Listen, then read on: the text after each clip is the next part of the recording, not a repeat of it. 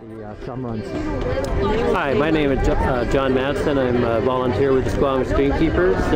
For 10 years we've been working as volunteers trying to improve the freshwater survival of the salmon in the Squamish River system. We've done thousands of hours of volunteer work. Plus there's several $1 million of government money and other monies have gone into fixing up the streams. And ironically the salmon runs are just gradually slipping away. The Brackendale Eagle Fest takes place in Brackendale in Squamish every year. There's been as many as over 3,000 eagles come to feast on the chum salmon. And chums have always been the most reliable fish. Even in El Nino years when all the other salmon runs are going down, the chum have come back like massive numbers, and the eagles would fly from Alaska, even from Mexico, to come and feast on them. This last year the chum runs collapsed for the first time, and the eagle count was in the hundreds rather than the thousands, right? So it's just become more and more clear that the fresh water isn't the main problem with these fish. The real problem is in somewhere Georgia Strait to the north end of Vancouver Island. The fry are leaving the system, but they're not making it back.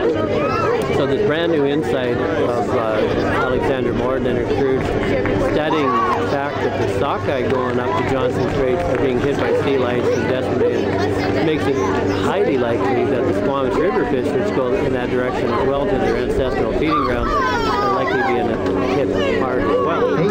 So anyway, we're here to support Alexander Morden. We're not brave enough to take on any government in court, but we're going to back her in every way we can. She's a brave person, and we honor what she's doing, and I think she's on the right track. How many fish used to come back historically to the Howe Sound area? Howe Sound,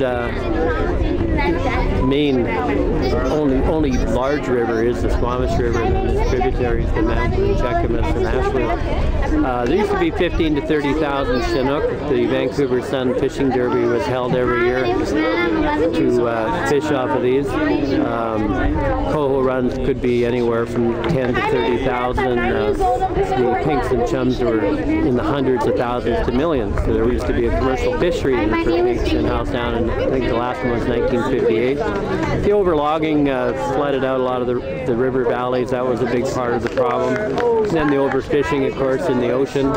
But there's been a lot of stream stabilization. The trees have grown back. The rivers are much more stable now.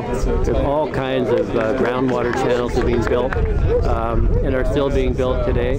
And now we can just see that the fresh water is fairly stable again. It's the ocean survival that seems to be clearly the problem.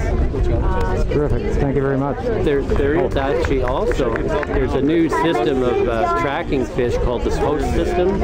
They put a tag inside a fish that's sending out a signal, and there's receivers all over the ocean bottom. And they actually did some of the original studies on the Squamish fish. And there's a natural attrition right from the moment a fish starts to leave the system. You'll see a few die in the river, a few die in the estuary, a few die in Howe Sound.